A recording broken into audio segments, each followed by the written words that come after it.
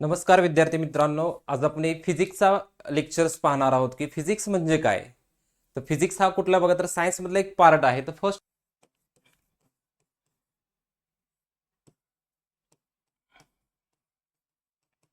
Branch of physics याच्यामध्ये first येते बघा मेकॅनिक्स, त्याच्यात बघा थर्मोडायनॅमिक,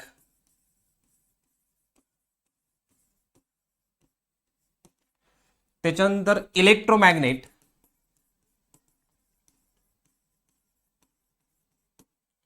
त्याच्यानंतर नेक्स्ट येतं बघा ऑप्टिक्स, त्याच्यानंतर इलेक्ट्रिसिटी.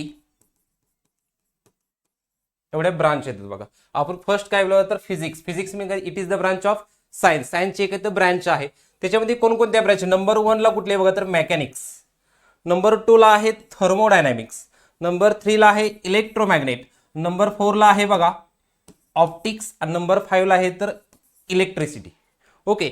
आता बघा मेकॅनिक्स मध्ये कशा कशाचा स्टडी केला जातो. तर मेकॅनिक्स मध्ये कोणकोणते कॉन्टेंट असतात किंवा कोणकोणते टॉपिक असतात. फर्स्ट बघा मोशन. फर्स्ट तुमची ती बघा मोशन्स येते. Number 1 motion study. मग तुमचं कुठे लिनियर मोशन असेल, रेक्टिलिनियर मोशन असेल, अँग्युलर मोशन असेल, सर्क्युलर मोशन असेल, रोटेशनल मोशन असेल, रोलिंग मोशन असेल, अशा डिफरंट टाईपच्या मोशनचे टाइप्स आहेत बघा. याचा स्टडी केला जातो. नंबर 2 तुमचा फोर्स असेल, नंबर 3 वर्क असेल, नंबर 4 तुमचं रोटेशनल डायनॅमिक असेल, त्याच्यानंतर नेक्स्ट बघा ऑसिलेशन्स असेल. अशा कॉन्टेंटचा अशा टॉपिकचा स्टडी हा मेकॅनिक्स मध्ये केला जातो. म्हणजे थोडक्यात कशाचा स्टडी केला जातो तर फोर्स असेल, वर्क असेल, एनर्जी असेल, मोशन्स असतील, असा जो टॉपिक्स आहेत याचा स्टडी हा मेकॅनिक्स मध्ये केला जातो. दुसरा पॉईंट येतो बघा तर सेकंड ब्रांच आहे थर्मोडायनॅमिक्स. थर्मोडायनॅमिक्स मीन्स काय बघा तर फर्स्ट याच्यामध्ये हीटचा स्टडी केला जातो. Number 1 heat, number 2 temperature. पहिला कोणता आहे बघा तर हीट आणि टेम्परेचर. त्याच्यानंतर बघा प्रोसेस आहेत, म्हणजे डिफरंट टाईपच्या प्रोसेस बघा थर्मोडायनॅमिक्स मध्ये बघा. It is the branch of physics we deal the study of heat and temperature, that is different types of process, that is isobaric, isochoric, iso adiabatic process असेल. ह्या different टाईपच्या प्रोसेसचा study कशा तुमच्या तर बघा थर्मोडायनॅमिक. आपण त्या पॉईंट जॉईस ही टॉपिक पॉईंट घेऊ त्यावेळेस तुम्हाला मी डिटेलमध्ये ते सांगेल. त्याच्यानंतर इलेक्ट्रोमॅग्नेट.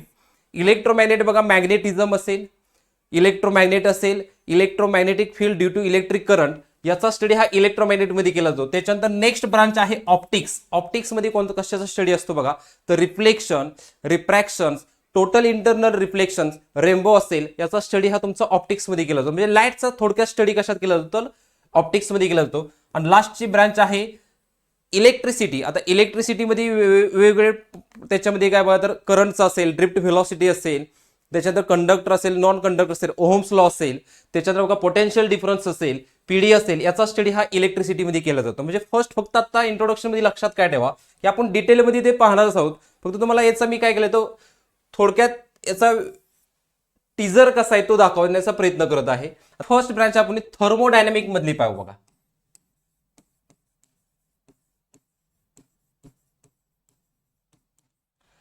थर्मोडायनॅमिक. आता थर्मोडायनॅमिक्स मीन्स काय by it is the branch of physics which deal the study of heat and temperature.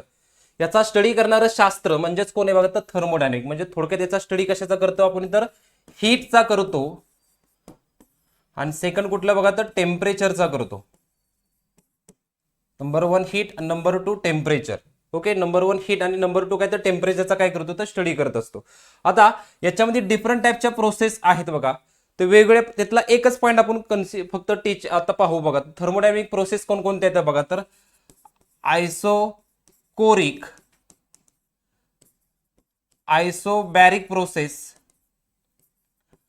Isothermal आणि ॲडिबॅटिक प्रोसेस. तिसरी आहे बघा लास्टची आहे ॲडिबॅटिक प्रोसेस.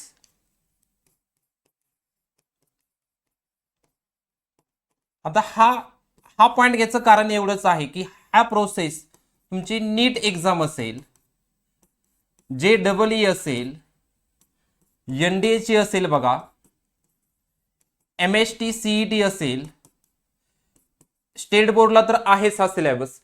हा काय बघा तर प्रोसेसवरती खूप वेळा क्वेश्चन्स विचारले गेलेले आहेत. तुमची सीईटी असेल, नीट असेल, जे असेल, एनडी असेल, एमएसटी सीएटी असेल आणि एचएससी असेल याच्यावरती. तर बघा आपण एक एक प्रोसेस याच्यातली पाहू. बघा एकच पॉईंट यातला घेऊ आपण, आयसोकोरिक. बघा फर्स्ट काय बघा तर आयसोकोरिक. आयसोचा अर्थ असतो कॉन्स्टंट. आयसोचा अर्थ काय असतो कॉन्स्टंट. आणि कोरिक, कोरिक मीन्स काय असतो तर व्हॉल्यूम. म्हणजे ज्या प्रोसेसमध्ये व्हॉल्यूम कॉन्स्टंट असतो त्याला आयसोकोरिक प्रोसेस बोललं जातं. बघा काय सांगितलं मी. बघा तर पहिली प्रोसेस मी थोडं डिटेलमध्ये घेऊ आपण. बघा फर्स्ट आयसोकोरिक. आयसोचा अर्थ काय पाहिला आपण तर कॉन्स्टंट. आणि कोरिक, कोरिक मीन्स व्हॉल्यूम. म्हणजे ज्या प्रोसेसमध्ये व्हॉल्यूम कॉन्स्टंट असतो त्याला आयसोकोरिक बोलतात. ओके. त्याच्यानंतर नेक्स्ट येतं बघा तर आयसोबॅरिक प्रोसेस. बघा आयसोबॅरिक, आयसोचा अर्थ आपण आत्ताच पाहिला. आयसो म्हणजे कोण असतं कॉन्स्टंट. आणि बॅरिक म्हणजेच बार. बार कुणाचं युनिट आहे बघा तर प्रेशरचं आहे. म्हणजे प्रेशर. म्हणजे ह्या प्रोसेसमध्ये कोण कॉन्स्टंट असणार आहे तर प्रेशर कॉन्स्टंट असणार आहे. त्याच्यानंतर आयसोथर्मल. आयसोथर्मल, आयसोचा अर्थ असतो बघा, ह्या आयसोचा अर्थ कॉन्स्टंट आणि थर्मलचा अर्थ काय असणार तर टेम्परेचर.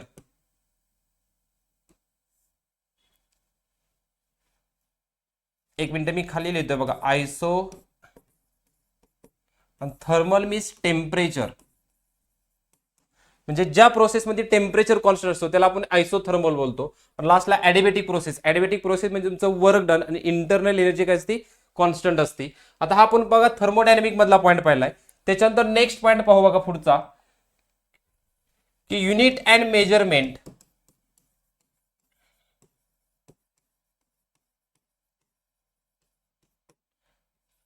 Unit and measurement. आता हा टॉपिक बघा तुमचा सीईटी ला पण आहे,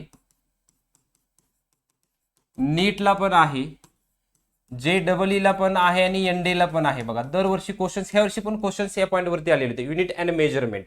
आता फर्स्ट याच्यामध्ये पॉईंट येतो बघा तर physical quantity.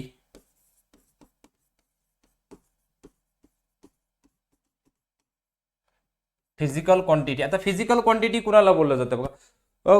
Quantity can be measurement. म्हणजे ज्या क्वांटिटीचं मेजरमेंट घेतलं जातं त्याला फिजिकल क्वांटिटी बोलतात. म्हणजे फॉर एक्झाम्पल मी हा बोर्ड घेतला, जर असं बोललं की हा बोर्ड आहे तर हा काय तर फिजिकल मध्ये येणार नाहीये, तर तो कोणी इथं नॉन फिजिकल मध्ये येणार आहे. पण जर मी असं बोललो की हा बोर्डची लेंथ 10 मीटर आहे, म्हणजे याचं मी काहीतरी मेजरमेंट केलं, म्हणजे कशात येणार तर फिजिकल क्वांटिटी मध्ये येणार. ओके. त्याच्यानंतर जर मी असं बोललो की हा पेन आहे, बरोबर आहे, हा फिजिकल मध्ये नाही येणार, पण ह्या पेनची लेंथ 5 मीटर आहे, तर हे कशात येणार फिजिकल मध्ये येणार. म्हणजे फिजिकल क्वांटिटी मीन्स काय बघा. किंवा मी जर असं बोललो की हा संकेत आहे, तर हा फिजिकल क्वांटिटी मध्ये नाही येणार. पण जर मी असं बोललो की हा संकेतचं वजन 60 kg आहे, तर तो कशात येईल फिजिकल मध्ये येईल. म्हणजे फिजिकल म्हणजे लक्षात घ्या, क्वांटिटी कॅन बी मेजरमेंट, की ज्या क्वांटिटीचं मेजरमेंट घेतलं जातं त्याला बोलतात फिजिकल क्वांटिटी. आता नेक्स्ट पॉईंट घ्यायचा आहे बघा याच्यामध्ये, की non physical quantity.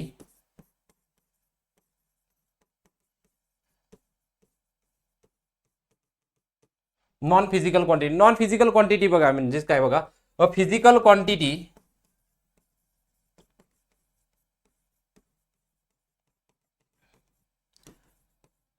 cannot be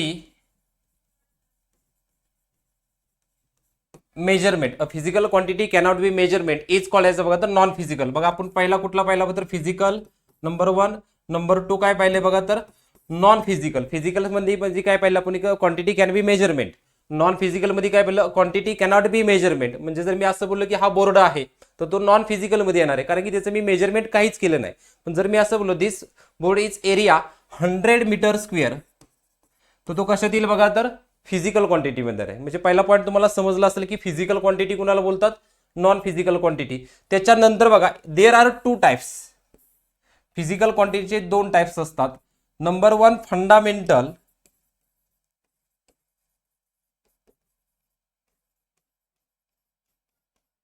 आणि दुसरी असती डिराइव्ह क्वांटिटी.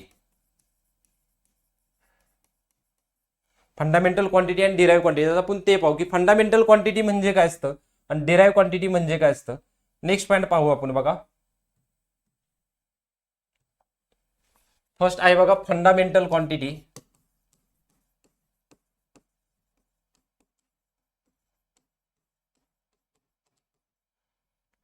याच्यामध्ये बघा फर्स्ट अ physical quantity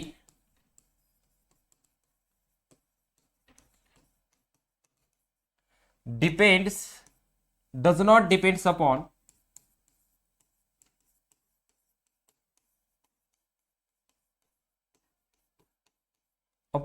any other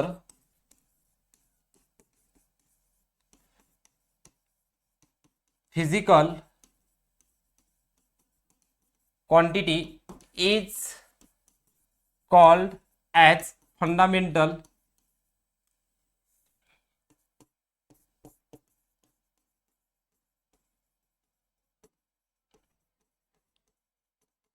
quantity. बघा fundamental quantity, a physical quantity does not depends upon any other physical quantity.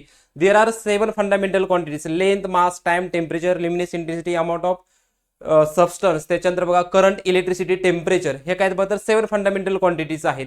हे तुम्हाला पहिले पण झाले असतील. त्याच्यानंतर नेक्स्ट बघा की ज्याला सिंगल युनिट येतात बघा त्याला आपण फंडामेंटल क्वांटिटी, त्याला काही अपवाद आहे, फोर्स असेल त्याच्यानंतर एनर्जी असेल त्याला अपवाद आहेत. बाकी सर्व कुठले येतात बघा तर तुमच्या fundamental quantity. Total fundamental quantity किती तर 7 क्वांटिटी आहेत, म्हणजे ज्या फिजिकल क्वांटिटी दुसऱ्या क्वांटिटीवरती डिपेंड नसतात. म्हणजे फॉर एक्झाम्पल आपण जर मास हे करायचं असेल, मास जर मेजरमेंट करायचं, हा समजा हा संकेत आहे आणि संख्येचं आपल्याला मेजरमेंट घ्यायचं, मास त्याचं हे करायचं, तर त्याचं मास आहे 60 kg. तर आपण बोलताना असं नाही बोलू 60 kg पर मीटर नाही कधी बोलत, म्हणजे सिंगलच युनिट यूज करतो.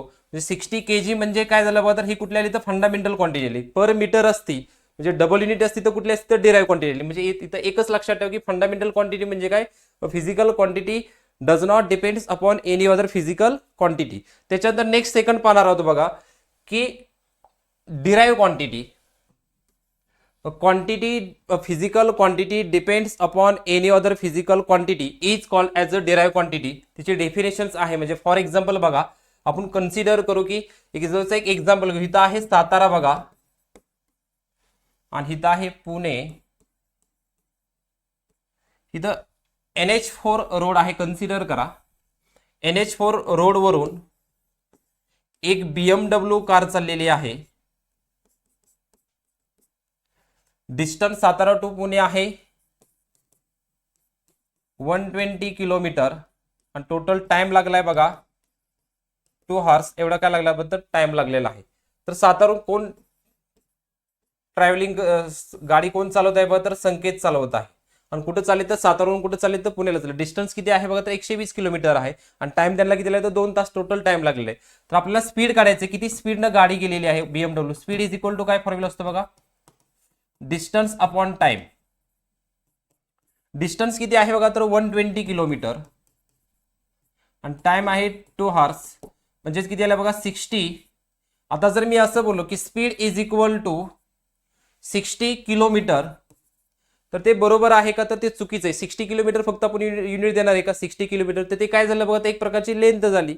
पण जर मी नुसतं असं पण नुसतं जरी दिलं 60 hours हे जरी मी युनिट दिलं तरी हे पण काय बघा तर चुकीचं आहे. पण जर मी असं दिलं speed is equal to 60 kilometre per hour तर हे काय बघा तर बरोबर आहे. म्हणजे किलोमीटर याच्यावरती डिपेंड आहे आणि हा याच्यावरती डिपेंड आहे. म्हणजे एट ए टाइम काय बघा तर एक फिजिकल क्वांटिटी दुसऱ्या फिजिकल क्वांटिटीवरती काय बघा तर डिपेंड आहे. ह्याला आपण डिराईव्ह क्वांटिटी बोलत असतो. ओके, म्हणजे आपण काय पाहिलं बघा तर physical quantity, non physical quantity.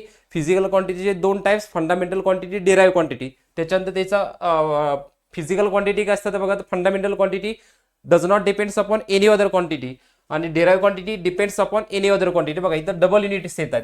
ती कुठली क्वांटिटी नाही बघा तर डिराईव्ह क्वांटिटी. फक्त 7 फंडामेंटल क्वांटिटी सोडून बाकी सर्व कुठल्या क्वांटिटी असतात डिराईव्ह क्वांटिटी. त्याच्यानंतर सप्लिमेंटरी युनिट असतात बघा 11वी मध्ये नंतर डिटेलमध्ये आहे. Plain angle, solid angle. Plain अँगलला तुमचा 2D असतो, सॉलिड अँगलला 3D असतो. प्लेन अँगलला आपण थीटानं रिप्रेझेंट केलं जातं, सॉलिड अँगलला ओहमनं रिप्रेझेंट केलं जातं. प्लेन अँगलचा जो तुमचा SI युनिट आहे ते रेडियन आहे. त्याच्यानंतर सॉलिड अँगलचं स्टे रेडियन आहे. ते नंतर आपण पाहू. आपण आता फर्स्ट एकच पॉईंट ह्यातला पाहिलेला आहे. त्याच्यानंतर नेक्स्ट आपण पाहणार आहोत बघा की मॅग्नेटिझम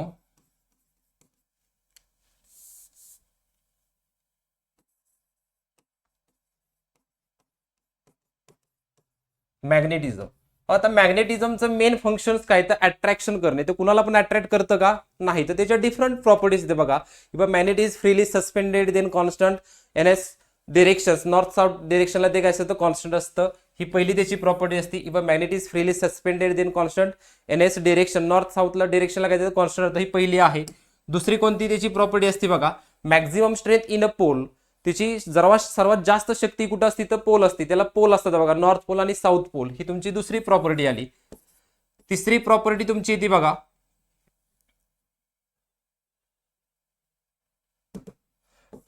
तिसरी प्रॉपर्टी येते बघा, magnetic field line passing through north to south. म्हणजे मॅग्नेटिक फील्ड लाईन ज्या आहेत नॉर्थ कडून कुठे जात असतात, साऊथला. बघा फर्स्ट आपण कुठली प्रॉपर्टी पाहिली, फक्त मी डायग्राम ड्रॉ करतो.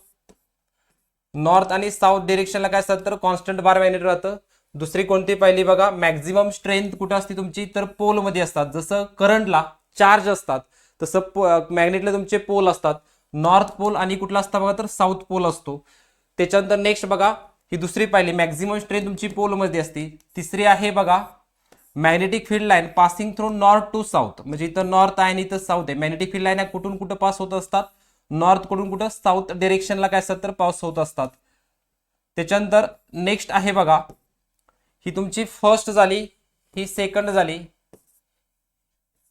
ही थर्ड आली. त्याच्यानंतर फोर्थ नंबरची आहे बघा, की लाईक पोल्स काय असतात बघा, तर रिपल होत असतात. आणि अनलाईक पोल्स अट्रॅक्शन्स. म्हणजे जर मी नॉर्थ आणि नॉर्थ घेतला, फॉर एक्झाम्पल हा नॉर्थ पोल आहे आणि हा साऊथ पोल आहे, आणि इकडे दुसरा हा साऊथ आहे आणि हा नॉर्थ आहे. म्हणजे दोन्ही पण काय सेम पोल एकत्र आले, तर सेम पोल काय तर रिपल्शन्स होणार, रिपेल होणार आहेत.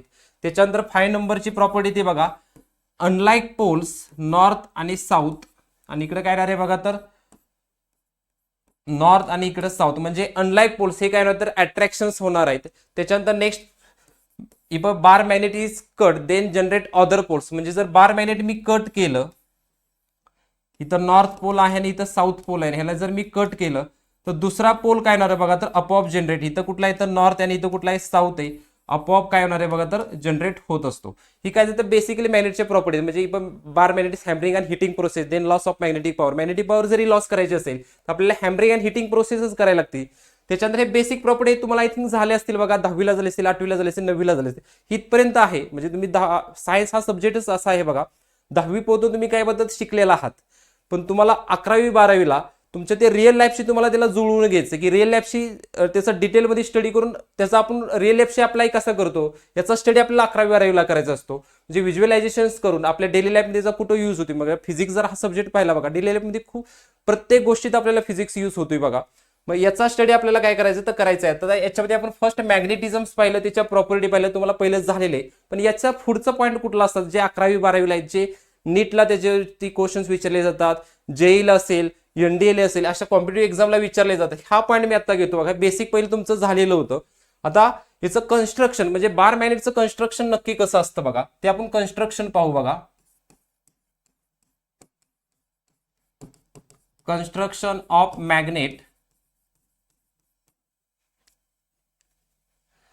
आता मी इथं बार मॅग्नेटिक काढलंय बघा.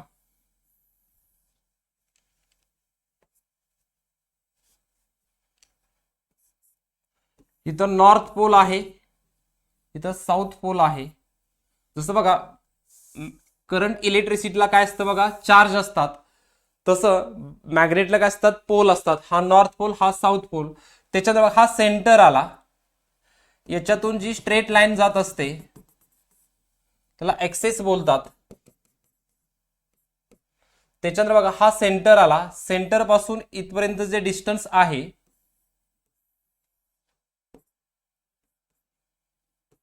हे यल असतं आणि हे यल असतं. Total distance between two pole हे 2l असतं बघा. म्हणजे यल प्लस यल काय आलं, तर 2l आलं. ओके. त्याच्यानंतर नेक्स्ट काय पाहिजे बघा, तर याच्यावरती पोल स्ट्रेंथ ही प्लस क्यूएम असते, याच्यावरती पोल स्ट्रेंथ ही मायनस क्यूएम असते. त्याच्यानंतर ही जी लेंथ येते त्याला ml बोलतात. कोणती लेंथ, तर ml, मॅग्नेटिक लेंथ. आणि ही कट टू कट लेंथ येते जी बघा, हिथून ह्या टोकापासून ती ह्या टोकापर्यंत कट टू कट, ह्याला बोलतात जीएल. जीएल म्हणजे जॉमेट्रिक लेंथ. याच्यातून जी वरती स्ट्रेट परपेंडिक्युलर जी लाईन जाते त्याला इक्वेटर बोलतात. त्याच्यानंतर नेक्स्ट बघा, हा बार मॅग्नेटचं तुमचं काय बोलतं स्ट्रक्चर आहे. त्याच्यानंतर याच्यामध्ये कुठलं तर प्लस क्यूएम मायनस क्यूएम म्हणजे पोल स्ट्रेंथ आली. हा तुमचा सेंटर मध्ये बघा, नॉर्थ आणि साऊथच्या सेंटर मधून जी स्ट्रेट लाईन जाते त्याला आपण ऍक्सिस बोलतो. याला प्लस क्यूएम, हा कुठला असतो तर मायनस क्यूएम. त्याच्यानंतर distance between centre and north L, distance between centre and south L, total distance between north and south किती तर 2L येणार आहे. ही टोटल जी लेंथ आहे ती कुठली बघा ML, ML for magnetic length, मॅग्नेटची ऍक्च्युअली लेंथ असते बघा. आणि ही कट टू कट जी लेंथ येणार आहे ती कुठली तर GL, GL for geometric length. जी परपेंडिक्युलर लाईन जाते बघा सेंटर मधून तिला काय बोलतो तर इक्विटोर. आता हीच लाईन जर इथून गेली त्याला मी इक्विटोर बोलणार नाही का, फक्त ती सेंटर मधूनच वरती परपेंडिक्युलर गेली पाहिजे, त्याला काय बोलतो तर इक्वेटोर. आता नीट आणि जेईला क्वेश्चन्स कोणते येत असतात तर magnetic field line on axis point वरचं आणि इक्वेटोर पॉईंटचं याच्यासाठी एक फॉर्म्युला फक्त असतो. तो डिटेलमध्ये आपण त्यावेळेस घेणार. फक्त तुम्हाला फॉर्म्युला सांगतोय बघा की बी ए म्हणजे मॅग्नेटिक फील्ड हे बी न रिप्रेझेंट केलं जातं आणि इलेक्ट्रिक फील्ड हे ई न रिप्रेझेंट केलं. B A is equal to mu naught upon 4 pi M upon R cube. हा याचं मॅग्नेटिक फील्डवरचं जर ऍक्सिसवरचं जर मॅग्नेटिक फील्ड काढायचं असेल त्याला हा फॉर्म्युला यूज केला जातो. आणि इक्विटोरवरचा जर काढायचा असेल तर बी A is equal to 2BEQ हा फॉर्म्युला यूज केला जातो. म्हणजे ह्या पॉईंटवरचं जर मॅग्नेटिक फील्ड किती आहे म्हणजे थोडक्यात काय बघा, इथं मी एक तुकडा ठेवला कशाचा बघा, एक स्मॉल पीसेस ऑफ पार्टिकल्स किंवा स्मॉल पीस ऑफ आयर्न ठेवला आणि इथं ठेवल्यानंतर बघा तो पण काहीतरी मेटल आहे, याचा अर्थ तो मॅग्नेटला काय होतं अट्रॅक्शन होणार आहे. मग इथलं जर मॅग्नेटिक फील्ड काढायचं असेल तर त्याच्यासाठीचा हा फॉर्म्युला येतो. म्हणजे मॅग्नेटिक फील्ड किती आहे या पॉईंटवरच त्याच्यासाठीचा हा फॉर्म्युला येतो. आणि इक्विटोरवरती जर ठेवला तर त्याच्यासाठी मॅग्नेटिक फील्ड किती असेल त्याच्यासाठी हा फॉर्म्युला यूज होतो. ओके, त्याचे डेरिव्हेशन हे याच्यावरती क्वेश्चन्स पहिले येत असतात, आलेले आहेत बघा. त्याच्यानंतर बघा हे झालं मॅग्नेटचं झालं. आपण पुढचा पॉईंट पाहू बघा. नेक्स्ट पॉईंट फ्लुइड पाहू बघा. फ्लुइड कुणाला बोलतात बघा, हा टॉपिक आहे बघा, तो 12वीतला टॉपिक आहे. Mechanical properties of fluid second नंबरचा टॉपिक आहे. तर फ्लुइड मीन्स काय बघा, अ substance that can flow. Substance that can flow म्हणजे जो सबस्टन्स बघा कोणताही पदार्थ ज्याला फ्लो प्राप्त होतो त्याला आपण काय बोलतो सबस्टन्स, त्याला आपण फ्लुइड बोलत होतो. म्हणजे फॉर एक्झाम्पल मी काय घेतलंय बघा, तर एक पॉट घेतलंय, याच्यामध्ये मी काय दगड ठेवलेत, असे स्टोन ठेवलेत, आणि एक भांडं घेतले त्याच्यामध्ये मी वॉटर ठेवले, H2O ठेवलेला आहे, पाणी ठेवलंय. येते लक्षात. आणि दोन्ही पण मी असे उलटे केले जमिनीवरती, तर फ्लो कुणाला प्राप्त होईल, दगडांना प्राप्त होईल का पाण्याला, वॉटरला फ्लो प्राप्त होईल, तर कुणाला तर बघा ह्याला होणार आहे, H2O ला होणार आहे. म्हणजे H2 हे काय झालं बघा तर फ्लुइड झालं. हे काय झालं तर फ्लुइड झालं. म्हणजे फ्लुइडची डेफिनेशन काय पाहिजे बघा, सबस्टन्स दॅट कॅन फ्लो, ज्या सबस्टन्सला फ्लो प्राप्त होतो त्याला काय बोलतात तर फ्लुइड बोलतात. आता त्याचे काय बघा तर दगड हा पण एक प्रकारचा स्टोनच आहे, किंवा सॉइल घेतली, सॉइल एक प्रकारचं काय तर सबस्टन्सच आहे. ओके, पण त्याला फ्लो प्राप्त होणार आहे का नाही, पण H2O ला प्राप्त होणार आहे. आता याचे बघा तर फ्लुइड तुम्हाला समजलं असेल, पण देर आर 2 टाइप्स. फ्लुइडचे किती टाइप्स असतात बघा तर 2 असतात fluid. There are 2 types. First असतं बघा आयडियल फ्लुइड आणि दुसरं असतं रिअल फ्लुइड. आता आयडियल फ्लुइड आणि रिअल फ्लुइड म्हणजे काय बघा. आयडियल फ्लुइड म्हणजे काय, विस्कॉसिटी अबसेंट. आता विस्कॉसिटी म्हणजेच पहिल्यांदा तुम्हाला कॉन्सेप्ट त्याची सांगतो की आयडियल फ्लुइड कुणाला बोलायचं आणि रिअल फ्लुइड कुणाला बोलायचं. फर्स्ट काय घेतले, मी एक बॉटल घेतली अशी बघा, आणि याच्यामध्ये मी H2O ठेवलेला आहे, पाणी ठेवले, आणि एक दुसरी बॉटल घेतली, याच्यामध्ये मी हनी ठेवले, मध ठेवलेली आहे. ओके, आता काय केले बघा, दोघांची पण मी ह्या बॉटलमध्ये काय तर पाणी ठेवले, H2O ठेवले, आणि याच्यामध्ये हनी ठेवली, मध ठेवलेली आहे. दोघांची पण वरची मी झाकण काढली आणि दोन्ही पण बॉटल मी अशा केल्या. तर लवकर खाली पडणार कोण आहे बघा, पाणी खाली पडेल का मध खाली पडेल, तर काय बघा तर पाणी लवकर पटकन खाली पडणार आहे. मग तुमची हनी काय बघा तर हळूहळू खाली पडणार आहे. याचा अर्थ तुमचं जे पाणी आहे H2O आहे कुठलं फ्लुइड आलं, आयडियल फ्लुइड आलं. कोणतं फ्लुइड आलं, आयडियल फ्लुइड. आणि जी हनी आहे, हनी कुठली बघा तर रिअल फ्लुइड. ओके, असं का झालं बघा की पाणी लवकर खाली पडलं आणि मध लेटच खाली का पडली, याचं कारण मेन काय बघा तर प्रेझेंट इन विस्कॉसिटी, सॉरी याच्यामध्ये अबसेंट इन विस्कॉसिटी. याच्यामध्ये विस्कॉसिटी काय असते बघा तर अबसेंट असते, आणि याच्यामध्ये प्रेझेंट इन विस्कॉसिटी म्हणजे विस्कॉसिटीवरती डिपेंड राहतं. ओके, ह्याला काय बोलतात बघा, तर ज्याच्यामध्ये विस्कॉसिटी प्रेझेंट आहे त्याला बोलतात रिअल फ्लुइड, आणि ज्याच्यामध्ये विस्कॉसिटी अब्सेंट आहे त्याला बोलतात आयडियल फ्लुइड. म्हणजे जर आपण पाहिलं बघा, पाणी आयडियल फ्लुइड काय आहे याचं कारण त्याच्यामध्ये विस्कॉसिटी काय बद्दल प्रेझेंट आहे. याचं कारण पण बघा, आपण पाणी घेतलं आणि मी हातावरती ठेवलं आणि दुसरा हात मी त्याच्यावरती ठेवला तर माझा एवढा हाताला हात चिटकून राहणार नाही का, कारण की ते काय बघा तर आयडियल फ्लुइड आहे. कुठलं फ्लुइड आहे बघा, तर आयडियल फ्लुइड आहे. पण मी जर हानी हातावरती घेतली आणि दुसरा हात मी त्याच्यावरती ठेवला तर माझा हात लगेच वरती निघेल का, तर हाताला हात चिटकणार आहे. याचा अर्थ हनी कुठलं फ्लुइड आहे, रिअल फ्लुइड आहे. ओके, म्हणजे आपली फ्लुइड काय पाहिलं बघा, substance that can flow is called as a fluid. There are two types, number 1 ideal fluid, number 2 real fluid. फक्त एवढी कॉन्सेप्ट फक्त लक्षात ठेवा. आपण डिटेलमध्ये त्याचा स्टडी असतो, त्याच्या कॅरेक्टरिस्टिक्स काय आहे, त्याच्या प्रॉपर्टीज काय आहेत, लिक्विड कॉलम प्रेशर काय आहे, ॲटमॉस्फेरिक प्रेशर काय आहे, गेज प्रेशर काय आहे, त्याच्यानंतर पॅराडॉक्सचा लॉ काय आहे, पास्कल लॉ काय आहे, हायड्रोलिक लिफ्ट, त्याच्यानंतर हायड्रोलिक ब्रेक्स काय आहे, त्याच्यानंतर हायड्रोस्टॅटिक्स म्हणजे काय, हायड्रोडायनॅमिक म्हणजे काय, याचा हा डिटेलमध्ये स्टडी. फक्त तुम्हाला त्यातला एक पॉईंट फक्त मी सांगितलं की आयडियल फ्लुइड कोणाला बोलतात आणि रिअल फ्लुइड कोणाला बोलतात. ओके, आता याच्यातलाच बघा, त्याचे पण परत दोन फ्लुइड, हे आपण दोन प्रकार पाहिले बघा, आयडियल फ्लुइड आणि रिअल फ्लुइड. पण त्याचे पण परत दोन पडतात बघा. तर हायड्रोस्टॅटिक्स पाहिलं तर बघा, आता हायड्रोस्टॅटिक्स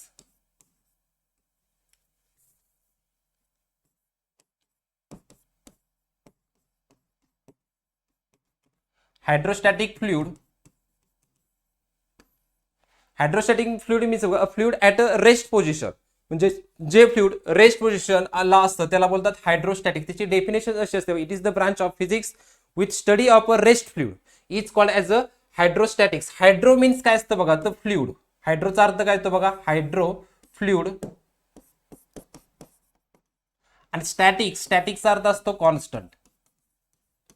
म्हणजे ज्या कॉन्स्टंट फ्लुइडचा स्टडी केला जातो त्याला हायड्रोलिक फ्लुइड बोलतात. म्हणजे फॉर एक्झाम्पल, मी एक बॉटल घेतलेली आहे, त्याच्यामध्ये मी पाणी ठेवलंय. ओके, त्या पाण्याला कुठली मोशन्स प्राप्त आहे का, तर नाही. तर ही काय तर रेस्ट फ्लुइड आहे. म्हणजे याचा हा फ्लुइडचा जो स्टडी करतो तो आपण हायड्रोस्टॅटिक मध्ये करत असतो.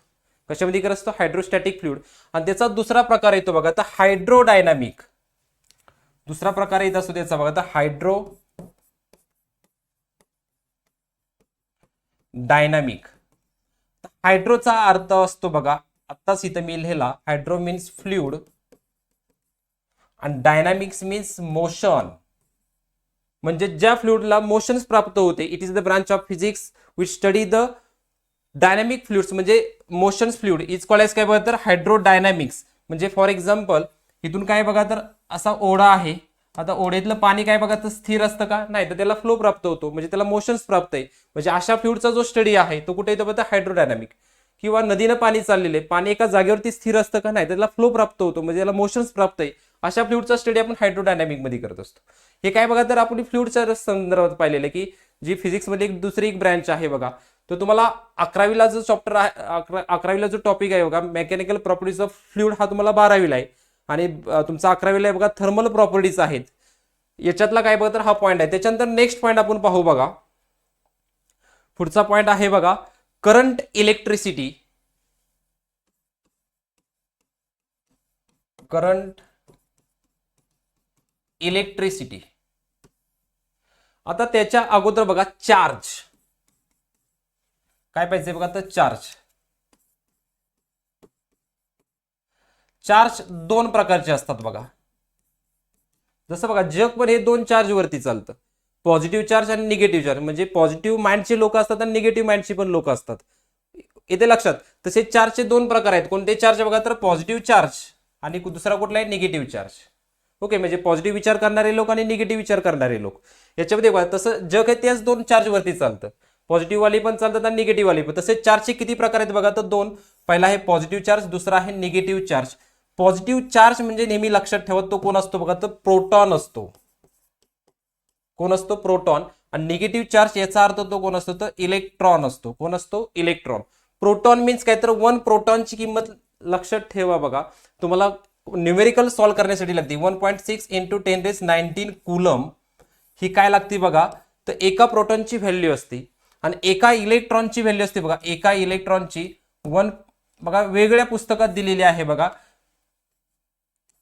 SC वर्माच्या पुस्तकात आहे बघा की 1 इलेक्ट्रॉनची बघा -1.6 इंटू 10⁻⁻19 कुलम ही पण व्हॅल्यू आहे. आणि बाकी तुम्ही एनसीडीचं बुक जर पाहिलं बघा तर एका इलेक्ट्रॉनची किंमत 1.6 इंटू 10⁻⁻19 कुलम, इथं पण मायनस आहे बघा. पण आपल्याला बघा तर ही व्हॅल्यू मॅक्झिमम लागते, कारण की आपण त्याची मॅग्निट्यूड काढतो.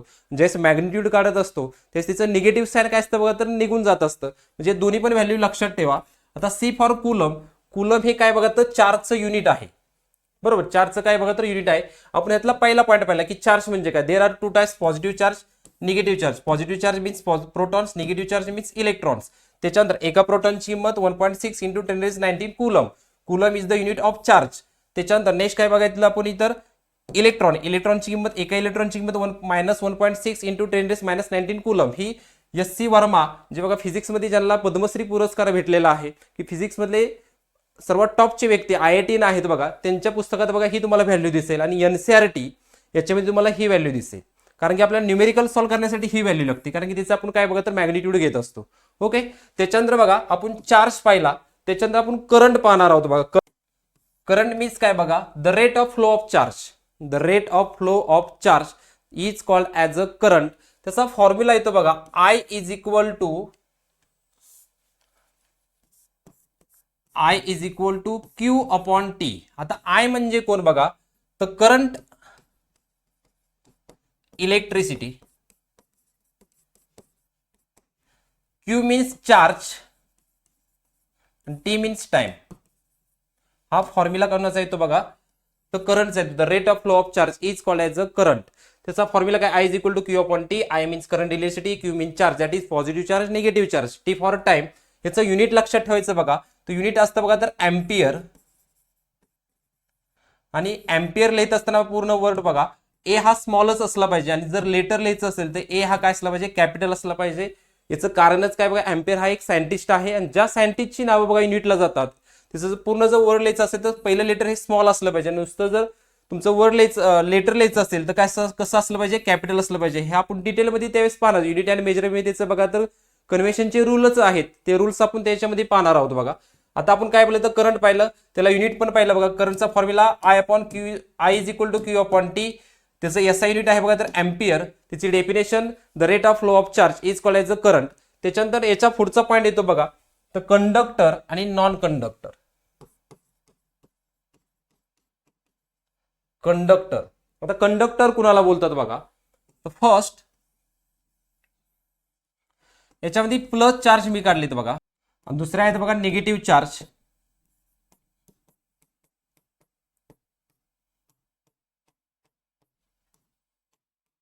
आताच आपण पाहिलं बघा, प्लस चार्ज म्हणजे कोण असतात, प्रोटॉन असतात. आणि निगेटिव्ह चार्ज म्हणजे कोण असतात, इलेक्ट्रॉन. प्रोटॉन्स फिक्स आणि इलेक्ट्रॉन्स कसे असतात, फ्री असतात. म्हणजे याची डेफिनेशन्स काय होती बघा, in conductor protons are fix but electrons are free is called as काय बघा तर कंडक्टर. म्हणजे ज्या याच्यामध्ये प्रोटॉन्स काय असतात, फिक्स असतात, आणि इलेक्ट्रॉन्स काय असतात, फ्री असतात, त्याला आपण कंडक्टर बोलत असतो. म्हणजे फॉर एक्झाम्पल, आता ह्या प्रोटॉनला जर ह्या प्रोटॉनला भेटायला जायचंय तर तो जाऊ शकत नाही का, कारण की बोथ आर फिक्स. पण ह्या इलेक्ट्रॉनला भेटायला जायचंय तर तो जाऊ शकतो का, कारण की दोघं पण काय तर फ्री आहेत. जे फॉर एक्झाम्पल ह्या प्रोटॉनची हा फ्रेंड आहे, ह्या प्रोटॉनचा हा इलेक्ट्रॉन फ्रेंड आहे, तर हा प्रोटॉन ह्या इलेक्ट्रॉनला भेटायला जाऊ शकत नाही का, कारण की तो काय आहे, फिक्स आहे. पण ह्या इलेक्ट्रॉनची हा प्रोटॉन फ्रेंड आहे, तर हा इलेक्ट्रॉन हे प्रोटॉनला भेटायला जाऊ शकतो का, कारण की तो फ्री आहे. म्हणजे फ्री कोण असतं तर इलेक्ट्रॉन असतं. अशी कंडिशन जिथं असते त्याला कंडक्टर बोललं जातं. ओके, आता याचा पुढचा पॉईंट येतो बघा तर नॉन कंडक्टर. याचं गुड एक्झाम्पल लक्षात द्यायचं, कॉपर, ॲल्युमिनियम, त्याच्यानंतर सिल्वर, गोल्ड, हे काय तुमचे बघा तर त्याचे बेस्ट एक्झाम्पल आहे. सर्वात चांगलं एक्झाम्पल कॉपरचं कुठलं असेल तर ते कॉपर आहे बघा तुमचं, तर कंडक्टरचं. त्याच्यानंतर नेक्स्ट पॉईंट येतो बघा तर नॉन कंडक्टर, म्हणजे त्याला आपण इन्सुलेटर असं बोलतो. Non conductor, non conductor. तर नॉन कंडक्टर मध्ये पण कोण असतात बघा तर पॉझिटिव्ह चार्ज असतात,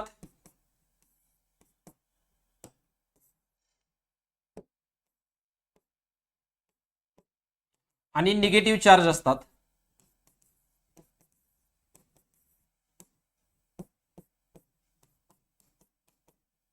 पॉझिटिव्ह चार्ज आणि कोण असतात, निगेटिव्ह. इथले जे पॉझिटिव्ह असतात म्हणजेच कोण, प्रोटॉन, ते फिक्स असतात. आणि निगेटिव्ह कोण असतात, इलेक्ट्रॉन, ते पण काय असतात तर फिक्स असतात. म्हणजे both are fix. In non कंडक्टरची डेफिनेशन काय असते बघा, in protons and electrons both are fix is called as बघा तर नॉन कंडक्टर. म्हणजे ज्याच्यामध्ये प्रोटॉन पण फिक्स असतात आणि इलेक्ट्रॉन पण फिक्स असतात त्याला काय बोलतात तर नॉन कंडक्टर बोलत असतात. आता त्याची याच्यामध्ये काय लक्षात द्यायचं, एक्झाम्पल लक्षात द्यायचं बघा, प्लास्टिक, वूड, रबर हे काय बघा तर नॉन कंडक्टरचे एक्झाम्पल आहेत. आता फॉर एक्झाम्पल बघा, हे काय घेतलं बघा, तर मी हे पेन घेतला, इथं लक्षात प्लास्टिकचं कन्सिडर करा, इथं जर करंट लावला आणि मी जर इथं धरलं तर मला करंट लागेल का, तर नाही लागणार. का, कारण की हे नॉन कंडक्टर आहे. याच्यामध्ये पण दोन चार्ज आहेत. कोणते दोन चार्ज आहेत, पॉझिटिव्ह चार्ज आणि निगेटिव्ह चार्ज, पण बोथ चार्ज आर फिक्स. दोन्ही पण चार्ज काय तर फिक्स आहेत, त्यामुळे मला काय तर करंट लागणार नाही. पण तेच जर मी हे मेटल घेतलं, ह्याला जर मी करंट लावला तर मला करंट लागेल का, तर लागणार आहे. कारण की याच्यामधले प्रोटॉन्स फिक्स आहेत पण इलेक्ट्रॉन्स काय फ्री, आणि फ्री इलेक्ट्रॉन्सच काय करत असतात तर करंट वहन करण्याचं काम करत असतात. तिथे एक पॉईंट नोट लक्षात ठेवा की इलेक्ट्रिसिटी वहन करण्याचं काम हे इलेक्ट्रॉन्स करत असतात. कोण करत असतात, इलेक्ट्रॉन्स. म्हणजे flow of charge, flow of current काम करण्याचं काम कोण करत असतं तर इलेक्ट्रॉन्स करत असतात. आपण बघा कंडक्टर पाहिलं, नॉन कंडक्टर पाहिलं, त्याच्यानंतर बघा चार्ज पाहिले, त्याच्यानंतर बघा त्याच्यामध्ये क्वेश्चन्स कोणकोणते येत असतात बघा, तर हे फॉर्म्युला लक्षात ठेवा, I is equal to Q upon T, त्याच्यानंतर Q is equal to N E, हे फॉर्म्युला लक्षात ठेवायचे. आता नंबर ऑफ चार्ज काढण्यासाठी तर हा फॉर्म्युला यूज केला जातो. त्याच्यानंतर बघा करंट काढण्यासाठी तुमचं ड्रिफ्ट व्हेलॉसिटी एक त्याच्यातला पॉईंट आहे बघा, I is equal to VD is equal to I upon N, VD is equal to I upon N A E, हा काय बघा तर ड्रिफ्ट व्हेलॉसिटीचा फॉर्म्युला आहे. ओके, म्हणजे ड्रिफ्ट व्हेलॉसिटी काय असते, ओहम्स लॉ काय असतो, रेझिस्टन्स काय असतात, कलर कोड काय असतं, त्याच्यानंतर रेझिस्टन्स आणि रेझिस्टिव्हिटी मध्ये काय फरक आहे, कंडक्टिव्हिटी काय असते, हे काय बघा तर ते डिटेल्समध्ये त्यावेळेस आपण पाहणार. फक्त आता तुम्हाला मी काय सांगितलं, कंडक्टर म्हणजे काय, नॉन कंडक्टर म्हणजे काय, त्याला युनिट कोणते येतात, हे आपण करंट पॉईंट मधले काय तर पॉईंट पाहिलेले आहेत. त्याच्यानंतर नेक्स्ट पॉईंट आपण बघा, मोशन्स मधला एक अजून एक पॉईंट घेणार आहोत आपण बघा, की डिस्प्लेसमेंट, डिस्टन्स, स्पीड, व्हेलॉसिटी, एक्सेलरेशन्स, हे काय आपण पॉईंट पाहतो बघा. हा कुठलाही तर मेकॅनिक्स मधला पॉईंट आहे. कुठला पॉईंट आहे बघा, मेकॅनिक्स. तर हा जर कॉन्सेप्ट क्लिअर असतील तर पुढे काय बघा तर व्यवस्थित आपल्या फिजिक्स समजत असतं. म्हणजे फिजिक्स खूप सोपं आहे पण कॉन्सेप्टच क्लिअर नसल्यामुळं, आणि काय बघा तर पुढं कळतच नाही की स्पीड म्हणजे काय असतं, डिस्टन्स म्हणजे काय असतं, व्हेलॉसिटी म्हणजे काय असतं, एक्सेलरेशन म्हणजे काय असतं, त्याचे टाइप्स कोणते आहेत, हा सर्व बेस आहे, फाउंडेशन आहे फिजिक्सचा. याच्यामध्ये काय तर आपण आता पाहणार आहोत बघा. फर्स्ट आपण डिस्टन्स आणि डिस्प्लेसमेंट घेणार आहोत.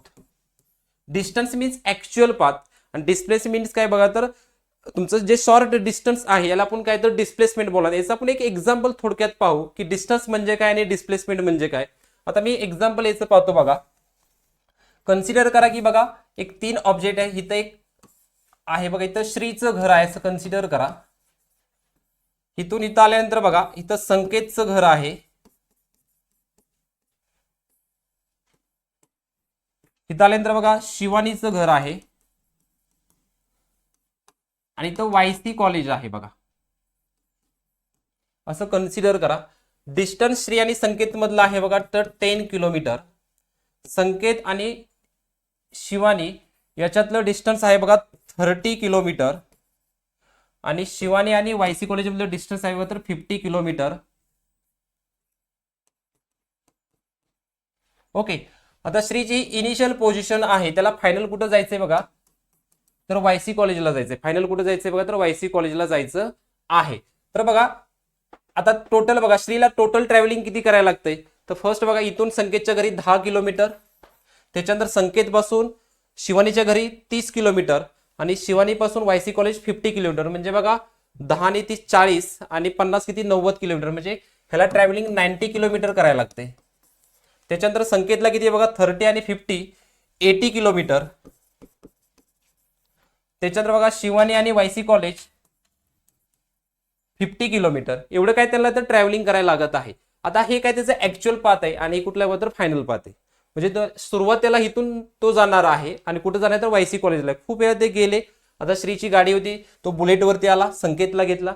ओके, दोघ जण मिळून आले शिवानीच्या घरी. शिवानीकडे वेगळी गाडी होती बघा, ती तिघ जण मिळून कुठे गेले तर वायसी कॉलेजला गेले. ओके, आता जात असताना इथं बघा तुम्ही जर पाहिलं सर्वात जास्त ट्रॅव्हलिंग कुणाला करायला लागते किंवा सर्वात जास्त अन्याय कुणावरती होत असेल तर श्रीवरती होती. का, कारण की तिला जास्त ट्रॅव्हलिंग करायला लागते 90 किलोमीटर, संकेतला 80 किलोमीटर आणि शिवानीला फक्त 50 किलोमीटर. ओके, असं संकेतनं आपण किडिंगचा पॉईंट पाहू बघा. म्हणजे जस्ट किडिंग म्हणून मी तुम्हाला सांगतोय ते एक्झाम्पल. आता श्रीला काय बघा तर इथून कुठे जायचंय, तर श्रीला काय बघा इथून कुठे जायचंय बघा तर वायसी कॉलेजला जायचंय. असं टोटल डिस्टन्स त्याला किती करायला लागते बघा तर 90 किलोमीटर. आता ते काय केलं, तो शॉर्टकटनं कुठे गेला बघा तर वायसी कॉलेजला गेला. म्हणजे ऍक्च्युअली बघा असं 90 किलोमीटर जात असताना त्याला असं किती जायला लागते आपण पाहू बघा. हे 30 किलोमीटर आहे, हे पण कितीला बघा तर 30 किलोमीटर. त्याच्यानंतर हे 10 किलोमीटर आहे, म्हणजे टोटल 50 मधून 10 गेले म्हणजे हे 40 किलोमीटर राहिलं. आता आपल्याला ही ए साईड पकडली, ही बी पकडली आणि ही सी पकडली. पायथागोरसचा थेरम आपण यूज केला, C square is equal to A square plus B square. C square is equal to A किती आहे बघा तर 30 किलोमीटर, 30चा स्क्वेअर प्लस बी किती आहे बघा तर 40चा स्क्वेअर. 30चा किती आहे बघा तर 900 प्लस 1600. त्याच्यानंतर squaring on both side, C is equal to किती आहे तर 50 किलोमीटर. म्हणजे हे डिस्टन्स किती आलं 50 किलोमीटर. फक्त आपल्याला समजून घ्यायचंय की बघा श्री ज्यावेळेस असा जात होता, तो कशा जात होता बघा तर डिस्टन्स न जात होता. आणि ज्यावेळेस तो शॉर्टकट न जात होता त्यावेळेस तो कसा जात होता डिस्प्लेसमेंटनं. म्हणजे हे डिस्टन्स जे आहे हे काय बघा तर डिस्प्लेसमेंट आहे. हे डिस्टन्स आहे काय बघा तर बघा तुमचं तर डिस्टन्स आहे. म्हणजे लॉंगकटने जाणे थोडक्यात काय बघा तर डिस्टन्स, आणि शॉर्टकटने जाणे म्हणजे थोडक्यात काय तर डिस्प्लेसमेंट. म्हणजे डिस्टन्स आणि डिस्प्लेसमेंट ह्या एकच क्वांटिटी, फक्त हे लॉंगकटसाठी आणि शॉर्टकट. म्हणजे शक्तिमान म्हणजेच गंगाधर आणि गंगाधर म्हणजे शक्तिमान असतो, लक्षात ठेवा. तसं स्पीडच्या बाबतीत होतं बघा. स्पीड म्हणजेच व्हेलॉसिटी आणि व्हेलॉसिटी म्हणजे स्पीड. स्पीडचा फॉर्म्युला डिस्टन्स अपॉन टाइम, पण व्हेलॉसिटीचा काय तो बघा डिस्प्लेसमेंट अपॉन टाइम. तसंच ऍक्सेलरेशन बघा, there are 3 types, positive, negative आणि zero acceleration. Positive acceleration means बघा speed is increases, negative means speed is decreases, आणि zero acceleration means speed is a constant. म्हणजे फॉर एक्झाम्पल आपण त्याचं फॅनचं घेऊ शकतो बघा. फॅन ज्यावेळेस रेस्ट पोझिशनला इक्विलिब्रियम पोझिशनला आहे त्यावेळेस तो झिरो ऍक्सेलरेशन मध्ये असतो. त्यावेळेस आपण स्विच ऑन करू ज्यावेळेस त्यावेळेस बघा तो त्याचं स्पीड वाढत जातं. म्हणजे पहिल्या राऊंडपेक्षा दुसऱ्या राऊंडचं स्पीड काय होतं तर वाढत जातं. म्हणजे कुठलं ऍक्सेलरेशन बघा तर पॉझिटिव्ह ऍक्सेलरेशन. त्याच्यानंतर नेक्स्ट काय होतं बघा, एका ठराविक टाइम नंतर फॅन एका स्पीडने फिरायला लागतो, म्हणजे झिरो ऍक्सेलरेशन आलं. नंतर आपण स्विच ऑफ केला की त्याचं स्पीड काय हळूहळू काय होतं कमी व्हायला लागतं, म्हणजेच कुठलं तर निगेटिव्ह ऍक्सेलरेशन. हे काय आलं तर ऍक्सेलरेशनचे टाइप्स आहेत. त्याच्यानंतर काय पहिलं डिस्टन्स डिस्प्लेसमेंट, त्याच्यानंतर स्पीड, व्हेलॉसिटी आणि acceleration. There are 3 types, positive, negative आणि झिरो ऍक्सेलरेशन. आता फक्त आपण थोडेच कॉन्सेप्ट पाहिलेत बघा. म्हणजे थोडक्यात काय बघा हा टीजर आहे, ते पण आपण काय बघा तर वरवरचे सर्व पॉईंट्स पाहिलेले. डिटेलमध्ये खूप इंटरेस्टिंग फिजिक्स आहे बघा. त्याच्यामध्ये खूप चांगल्या अशा कॉन्सेप्ट्स आहेत जे तुम्ही बघा कधी इमेजिनेशन करण्याच्या म्हणजे इमेजिनेशन करून कशा पद्धतीने फिजिक्स सोपं होईल याच्या पद्धतीने मी तुम्हाला सांगण्याचा प्रयत्न करत असतो. आणि फिजिक्स खूप सोपं आहे, फक्त शिकवणारा व्यवस्थित पाहिजे. आणि आपल्याला जसं व्हिज्युअलायझेशन करून किंवा आपल्या मातृभाषेतून किंवा आपल्याला जे डेली लाईफ मधले एक्झाम्पल आहे हे देऊन काय बघा तर फिजिक्स काय तर बघा खूप सोपं आहे.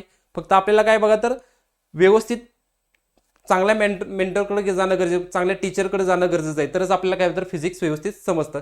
आय थिंक तुम्हाला सर्व पॉईंट आजचे समजले असतील. आता आपण इथंच थांबणार आहोत बघा. अजून खूप काही घ्यायचं आहे आपल्याला. पण ज्यावेळेस आपले लेक्चर चालू होतील त्यावेळेस आपण डिटेलमध्ये झिरो पासून हिरो बनण्याचा आपण प्रयत्न करतो. म्हणजे बेसिक पासून ऍडव्हान्स पोहोचतो. म्हणजे एक टॉपिक जर पाहिलं बघा 18, 19, 20 लेक्चर लागतात. म्हणजे झिरो पासून कन्सिडर आपण करतो आणि आपण त्याला ऍडव्हान्स पोहोचतो नेण्याचा काय करत असतो तो प्रयत्न करतो.